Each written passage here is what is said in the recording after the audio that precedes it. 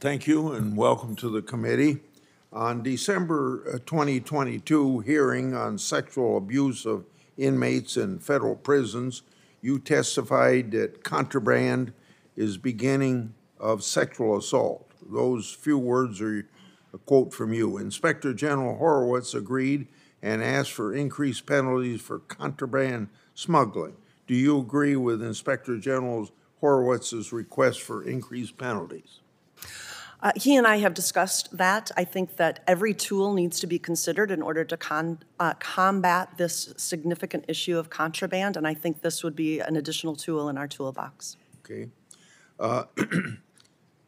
In your professional opinion, could giving design drawings for U.S.-based correctional facilities to foreign officials who work for cartels threaten American security?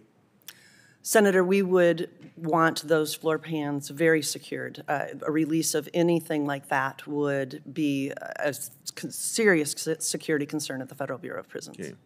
Last week, I released a 76-page report on foreign operations in Mexico, disclosing the Colorado Department of Corrections, in coordination with the State Department, agreed to share drawings from Colorado State Penitentiary 1 facilities with Mexico's Secretary of Public Security. We know now that certain Secretary of Public Security leadership was working with the Sinaloa cartel. I'm asking if you could investigate what information the United States gave the Mexican government about U.S.-based correctional facilities and assess the impact on Bureau of Prison Security. Senator, I don't know that I would be the appropriate component or entity to investigate what information was exchanged. What I can tell you as the director of the Federal Bureau of Prisons, we would be very careful of whom we shared our blueprints and designs with as it relates to safety and security. I like the last half of your question. In regard to the first half, you said you couldn't go to the State Department and get that information? I'm not saying I can't. I'm not sure I'm the right entity to investigate that situation in Colorado. Well, I think you'd want to know if our own government would be involved in sharing information on prisons generally, because they might be doing it for prisons under your leadership.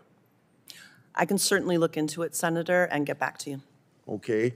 Well, if you look into it, I'd like to know what you find out. And if you get the information that I've been trying to get, I'd sure like to have it.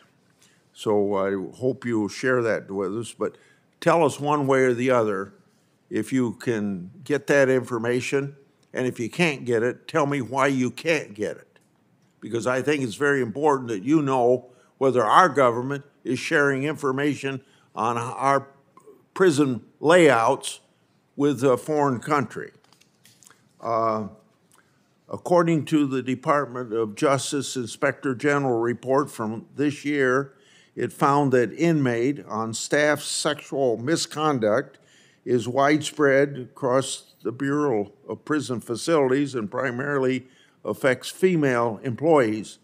The report also found that in 2021, there were 2,047 sustained allegations of inmate on staff sexual assaults based on 5 categories of offenses, yet the Bureau of Prison only used 2 categories of offenses in its First Step Act report and identified 7 sustained allegations.